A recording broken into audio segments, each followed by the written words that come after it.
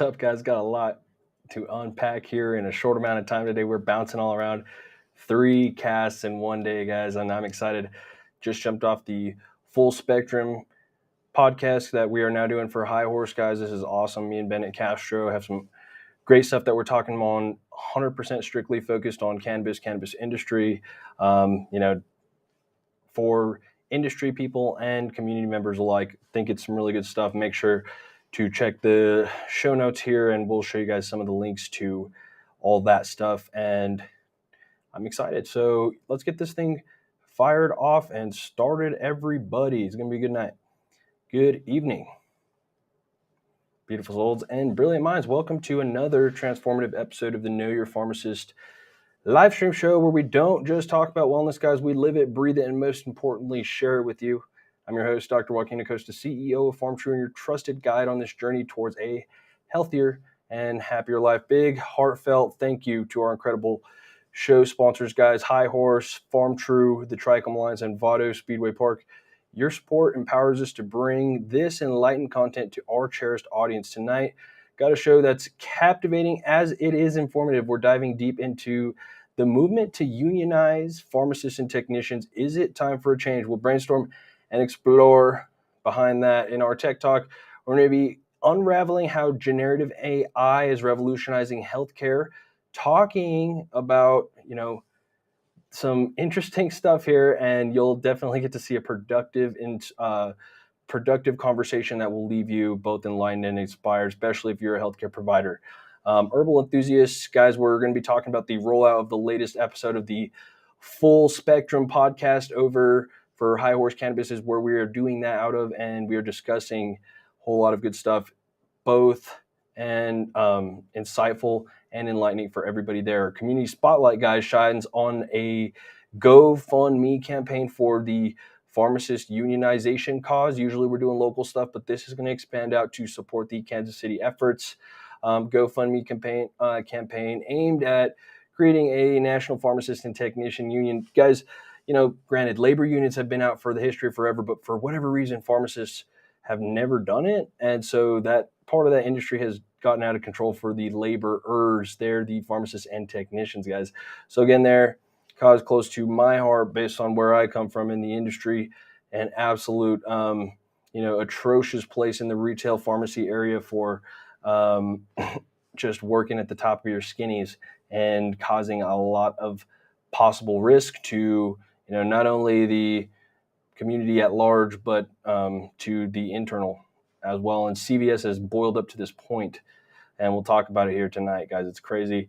Hope that, people continue to try to make a difference. And, for the adrenaline junkies, our Men's Health Minute, I'm going to segue you guys right into my next podcast, which right after that, we're going over to the Vado Speedway Park page, talking about racing. Going to be highlighting the young beanstalk Caleb Stelzig. He's an 18-year-old racing prodigy out of Albuquerque, New Mexico, a fearless sprint car driver. This guy gets it done week after week, 10 times done in a non-wing sprint car now, and it's going to be awesome to talk to him. We're closing out the season for Vado Speedway Park, so we're going to be talking a little bit about the scoring and all that stuff. It's been a nice competitive time. It's only going to ramp up from here, guys, so we're excited about that. Let's go ahead and get this thing started, and please drop a like, drop a comment, whatever you need, and let's talk. Very, very much needed and appreciated from you guys there. So thank you. If you've got anything important to say it. Like it, love it. Cool. Anyways, moving on, talking about the, action here that has come from the, stemming of everything that's going on at CVS in Kansas City. Up to 22 stores have already, taken temporary closure actions through these walkouts. I believe there was another staged one today, and it's perhaps only just getting started. So, talking about this, guys, I'm going to read a story from the guy championing this. He's deems himself as the accidental pharmacist online is where he comes from. But, from our pharmacy industry, just listen to the perspective from the pharmacy side. So if you work for a pharmacy, you probably can resonate with any of these stories. And it's, if you're not following like the accidental pharmacist, go check out him kind of leading some of this movement here. But look, he's sharing a post. This is from 2020, and this is what he has on his GoFundMe page. talking about how this whole thing even got started, right? And for those of you who are looking at the pharmacist union movement and interested, this is the story, right? So again, this guy goes on Facebook under this account, reposting this due to the influx of disheartening district managers from new graduates. Please know your worth, kids, and try not to settle. Yes, this was a target in Southern California, but they were profitable, even compensating their pharmacists in charge at this level, opening 500 stores simultaneously in Canada and trying to recoup the loss that was the impetus behind the CVS acquisition. $80K is now the starting salary of a pharmacist, simply is appalling after the years of education and a mountain of student loan debt. The downward spiral gets worse from here if we don't unite. You may not believe this affects you, or if you are midway or at the end of the tail of your career, but I promise you it does. Want to leave the profession 2 decades from now the way I found it. With that in mind, we're starting a GoFundMe campaign to roll out a nationwide push to unionize. Maybe it'll go nowhere, but cannot sit on the sidelines any longer. So again, interesting because yes, the pay for pharmacists has continued to drop, especially entry level. You guys probably understand. And especially from where it used to be back, 20 years ago, people that were getting in the pharmacy industry that, people you wanted to be like were making, buku, bonus sign-on money and things like that. And don't get me wrong, guys, pharmacists are some of the wellest compensated, professions in the nation for sure. Absolutely. But it has definitely changed over time. And where that reputation was a long time ago has absolutely taken a hit in the last 10 years or so. And it's very interesting to see that, especially as you do understand the way that, these corporations are not very transparent about where the, funds are overall going, right? As they are doing a lot of development, a lot of forward things here. Also, CVS owns things like the insurance company, CVS Caremark, obviously, drug chains and whole parts throughout there vertically and horizontally. So they are able to cut costs in every single way. And tell you from running a pharmacy, myself, pharmacy is definitely a profitable business. It's dying from what it was, but it's if you're different, if you're savvy, there's money to be made, absolutely. And the money to be made is not the money to be made that is, what somebody that would be competing for a salary at a regular corporation would be. And that's totally understandable because, yes, you take that risk to open up a business and do those things, sure. And if you actually succeed, great. But you are competing against the behemoths and you are doing those things. So, most people don't, and they've done the industry thing. And now, they are being shrunken and asked probably more of, workload wise or than, has ever been demanded at a pharmacist ever in their lives. Pharmacists weren't giving shots this time 10 years ago.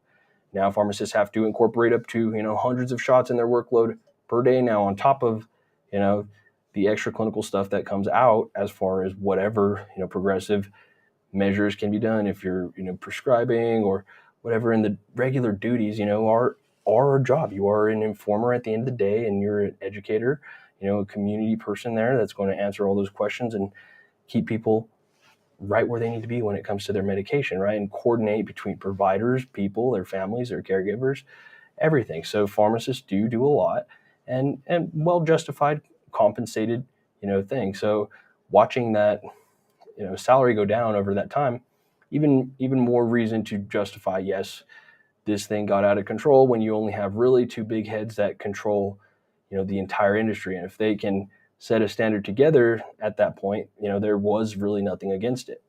So again, you've seen unions and whatever else other professions, and pharmacy is a weird one where it, they figured it out before the union figured it out, and now it's kind of now the union's fighting back. So, interesting. And either way, what's happening today is over the last, week and a half, there have been over like 22 stores in Kansas City, Missouri that have been closing in the surrounding areas, CVS's and Targets, because pharmacists are walking out because of those, brutal working conditions. And when you describe a brutal working condition, yes, standing on your feet all day, sure. A lot of people do that. But truly being, tugged with a lot of critical decisions that you have to make in a very short period of time, with an expected amount of volume and pretty much never end. That's that part of that job that gets, very, very insane and very crazy, very fast, where, pharmacists couldn't even sometimes go to sleep at night because they know they're, thousands of prescriptions behind in the queue. You're going to have a line of people in the drive-through and in the walk up at the reg waiting for their stuff. Everything is behind, right? It's like when you're working in that sort of an environment, you feel like all of a sudden you're, someone that has it's like fighting almost like a credit card debt. You're already behind. The interest packs up. You're working hard, right? So that's a very, very hard feedback loop to get out of for those pharmacies. The way that business works, especially if you're, getting whatever your clientele is maybe the business is more towards the beginning of the month or the end of the month or wherever that may be. However, right, at some point it does bottleneck, it does pop, it changes. And the ones that suffer for it are the employees, not the executives, not the CVS corporate executives, right? Not the district managers. So there's techs and pharmacists that are in there every single day grinding it out. And, Kansas City, they took a charge, took a stand. This could continue to keep, spurring into a bigger thing. And I hope to encourage that. And I hope people to, find their voice, even if it's not walking out or whatever that might be. But it's a good time in the pharmacy industry to really take a deep reflection at where that's at, for sure. For sure. That's why I've ever created a pharmacy, to, be the antithesis of ever, the absolute things I disagreed with in the industry already. So awesome. And other people can too. Highly encourage all that, for sure. It's not easy, but anyways, moving on. Next, guys, we are talking about an AI Prompt-A-Thon. Have you ever thought about what that is? So that's what I'm going to be, talking about in this. I'm going to show you guys a little bit of a clip here from what happened at a Mayo Clinic Prompt-A-Thon and what that was. Bringing a bunch of healthcare providers together to play with ChatGPT in a room. I know that sounds pretty, just whatever to most people, but hey, this is actually pretty interesting when you think about it, because again, the generative artificial intelligence that can learn off of, right, things, you can do a lot, So when you can get a bunch of doctors talking to the AI all in one setting, you can only think about the type of exponential progression that you could come up with, especially when right now, granted, guys, most doctors don't, and most people don't even know what AI is yet, right? Or, to some degree have worked with it in a generative AI model. And, where that is of training an artificial intelligence on, right, some task or skill that it can perform, and letting it do that when it's just the, giant data processing machine that it is, and turning it loose and finding a way to drive it towards an outcome that you would like is an interesting concept, especially with 100 doctors in a room at the same time. So this is what was done, right? Mayo Clinic got a whole bunch of doctors over at NYU, and they got a room, and they pretty much had all the doctors, team of clinicians, educators, and researchers all in a room to have a Prompt-A-Thon. And basically you're just sitting in there talking to your, right, in this case, they used ChatGPT to talk to it and try to find problems that they could solve. I'm going to let them talk about it, right here, so we can share that right underneath, because this is wild. So yeah, where everybody else is having whatever parties they're having, try having a Prompt-A-Thon party. That's crazy. All right, let's check this out. Who use AI will replace doctors and nurses who don't.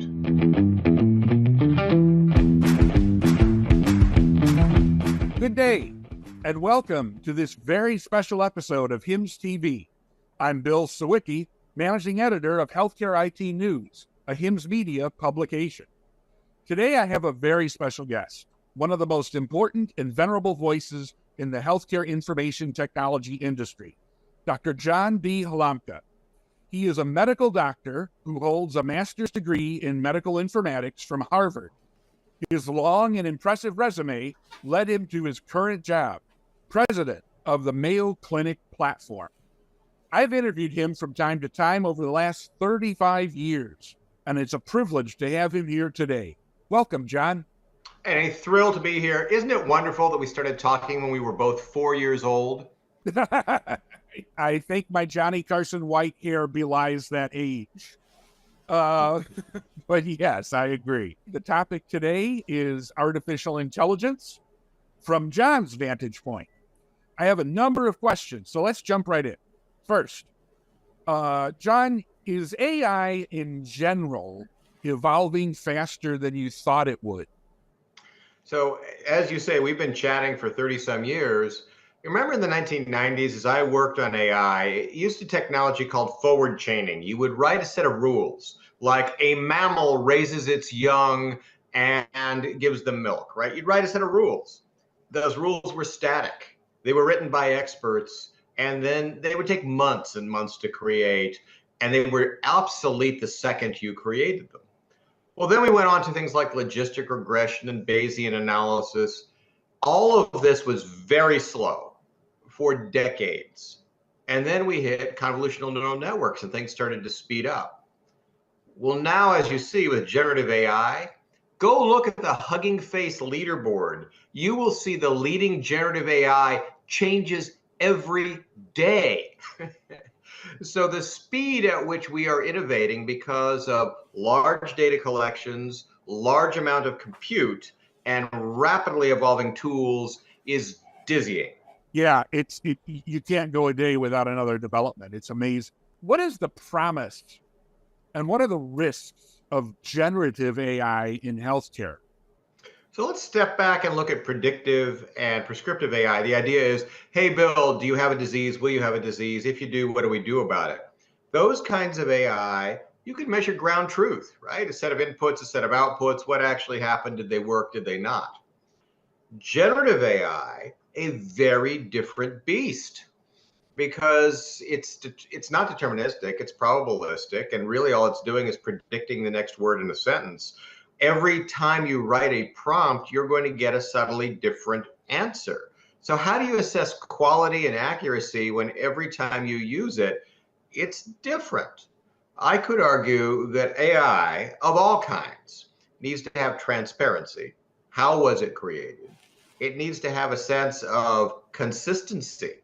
That is, every time I use it, it's going to give a sort of reasonable result, and reliability, that I actually feel like I can use this for a given context. So I think where we are with generative AI is it's not transparent, it's not consistent, and it's not reliable yet. So we have to be a little bit careful with the use cases we choose.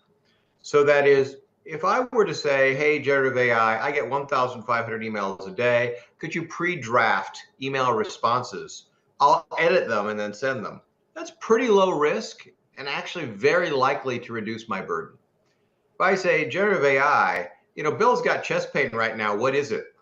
That's really likely to do harm.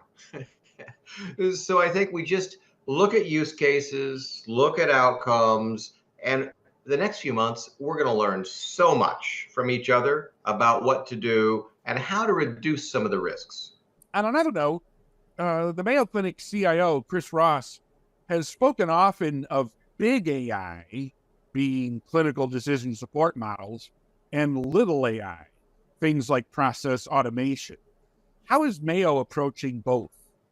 So what's interesting is absolutely everything Chris has said in the past has been true. I'm actually starting to see blurring of what is big, what is little. And so let me just give you a general strategy as to how Mayo is approaching some of these things. On the predictive side, we have 184 models that we have built. We just did an inventory across cardiology, neurology, behavioral health, radiology. 18 are in clinical production every day. 35 are in clinical trials and research. So what you start to see is on the predictive side, There's a gap. Everybody has it between the models you build and those actually in workflow being adopted by physicians every day. So for one of our first steps is to increase the number of models used in production at Mayo and its affiliates. And we're working on that. On the generative side, as I was getting at, there are so many strategies. One strategy, it's bold, is you could build your own foundational model, because today's foundational models are built on the content of the internet, and therefore their likelihood of hallucination pretty high, right? They don't understand medicine so well. Think of them as the world's smartest high school student. So would it be better if you started from scratch and a healthcare organization trained a foundational model yourself? Could cost millions of dollars, but you'd have really tight control of content. Okay, you might want to do that.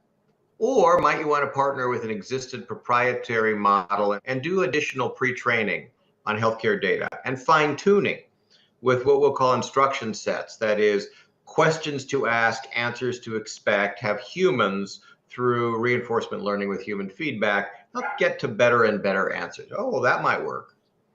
Then, of course, there's another technique, retrieval augmented generation. You don't trust Reddit, but do you trust Mayo Clinic? Do you trust Cleveland Clinic? Do you trust HIMSS? Oh, yeah, those sound like credible organizations. Well, if you say, I'm going to go out to the credible sources of truth and then ask generative AI to summarize those couple of credible sources of truth, it's likely to actually do a pretty good job. So Mayo is going to do all of these things and report to the world what we learned along the way, because it's just truly not clear at the moment who the winners and losers will be. So you are now a ways into your AI partnership with Google. I'm wondering, what have you been working on and what do you plan on working on? So I have been in academic healthcare for almost 40 years. And one of the challenges with academic healthcare is every project we do is ad hoc. That is, you get an idea, the innovator talks to your lawyers, 18 months later, the contracts are signed and work finally begins. It's a very inefficient process. So what have we done over these last 3 years? Templated the process so we go from idea to running code in 2 weeks. And how does that happen? Well, we took the entire corpus of Mayo data, structured, unstructured, omics, telemetry, images, digital pathology, de-identified it, moved it to a cloud container, and now it takes almost no time to bring any innovator into that cloud container to work with the DID data. DID data is never sold, never exfiltrated, but the barriers to innovation are really very small. And so you look at really what Google has done, it's given us a set of environments and tools so that we can be exceedingly agile. I'll give you a quick example. We run an accelerator and we sign up 12 companies and give them access to this DID data set for product development. And we go from product, company selection to live in 2 weeks, for 12 companies. And that's the kind of thing that templatizing these processes enables you to do. That's amazing work. Another question for you, John. What do you see as necessary regulation for AI? Who should be regulating it? Policymakers or health systems self-policing? Complicated question, so let's break it down a bit. First, as engineers, let's ask, what is our goal? I think our goal is we want innovation, but we also want AI that is fair, appropriate, valid, equitable, and safe. So you better define actually what all those terms even mean and how you measure them. So with predictive AI, the Coalition for Health AI, you'll find it at coalitionforhealthai.org, has been working on this for over 1.5 years with 300 organizations to write the metrics, to create the best practices, to look at the life cycle of predictive AI and say, this is really going to get you the good result we want if you follow these instructions. It will build transparency and consistency and reliability. That's good. So on that side of things, we're well along the path. you're probably going to see FDA, ONC, a variety of federal organizations promulgating regulations that are, what are the metrics, what are the measurements, turn it over to the private sector to do the actual measurements and validation. So it'll be public-private partnership.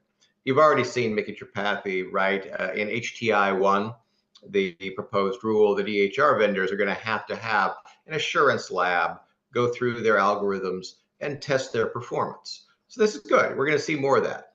With generative AI, it's just going to be harder because, as we've said, there isn't a mathematical way to assess at the moment that these things have quality or accuracy.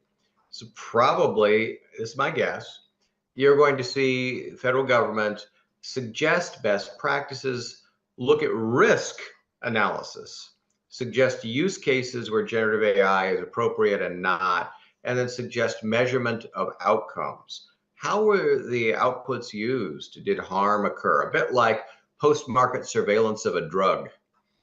And again, I think it's going to be public-private. The Office of Science and Technology Policy in the White House is working hard at this. You actually saw last Friday 7 AI companies agreeing to voluntary participation in best practices, including assurance lab testing of their products. So it's going to start that way. Coalitions coming together, enumerating best practices, voluntary, will evolve to regulatory, where it's the government outlining what we measure and the private sector working on the measurement. Well, I got one more question for you. I saved this one for the end because I kind of want to put you on the spot a little bit. A few years ago, you said the following, quote, "If your doctor could be replaced by AI, your doctor should be replaced by AI, unquote." Do you still believe that? I do. And I'll, suggest what I meant by that was, why do we go to clinicians? Empathy, listening, respect, personal preference. No matter what generative AI quality and accuracy we get to, it is unlikely those generative AI systems will have empathy, will have respect, will have the kinds of things we want from our humans. So, in effect, if all you have is a doctor who's reading a textbook back to you, you probably don't want that doctor. So what you hope is that clinicians will use generative AI to make them better diagnosticians.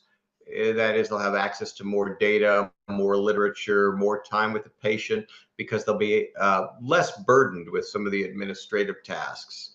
So we can modify my statement to say, doctors and nurses who use AI will replace doctors and nurses who don't.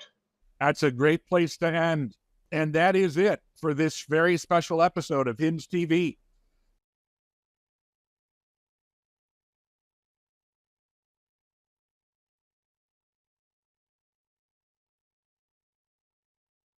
Oh, there we go.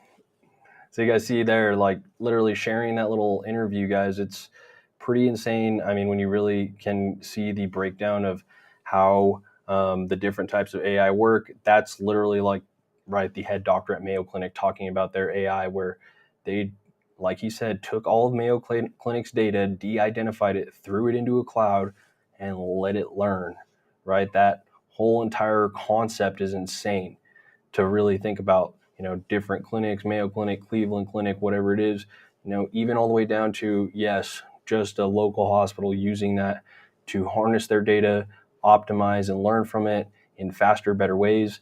Wow, it's literally insane. And where, right, Enlightenment Hour, how is it going to be used in healthcare? Well, again, healthcare providers are going to have to find out ways to work with it, to use it, and, hopefully it all is a very smooth transition. That's my hope. Anyways, guys, we're going to keep this one going today. Moving on to the next portion of the show, highlighting our full spectrum podcast with over at High Horse Cannabis, and I'm going to show you guys this here on the screen just so you guys know exactly what I'm talking about. Me and Bennett go in deep. Here's a little bit of a sneak peek here. What's up to everybody on our group chat there as we get this thing started. Hope everybody's having a fantastic month so far, whether you're watching this now or even awesomer. Your families or whatever, new beginners or in cannabis products. Got to know somebody from your outer tribe or your tribe. Gummies today was a good one. Know somebody like but we do talk about a lot of different things and try to get people on the same page. Full dive into cannabis. This thing is fantastic. So that's what I'm talking about, baby. You guys will see that. Basically, go check it out. I've got the link here in the comments, and we're all good there. Community spotlight, support your pharmacist. I think I put that link in the comments as well to the GoFundMe for the pharmacist union deal. Looks like they've already raised $40,000. Not bad, huh? Crazy. But if you want to contribute to that situation there for my pharmacy peeps, you guys go ahead and put that. I got the link there in the description. Very cool. Again, the GoFundMe tab here for the National Pharmacist and Technician Union. Probably like 100 years overdue, but there's got to be some sort of change there, and at least maybe people can come together and try to figure that out. I hope to encourage that. Last but not least, guys, our Vado Speedway Park podcast is coming up next. Hey, check this out. I got Mark Driver in the house right now. Oh, hold on. Oh, Mark, I'm just throwing you on. We're on the Know Your Pharmacist podcast. Just wanted to say what's up, dude. Mark's my co-announcer at Vado. He is going to be jumping on the Vado Speedway Park Facebook page with us right now here just in short moments. So he's jumping in studio. Nice and happy to have you, Mark. We'll be talking Caleb Stelzig and Sarah Q. Boom, boom, boom. So, all right. That was jumping on Vado.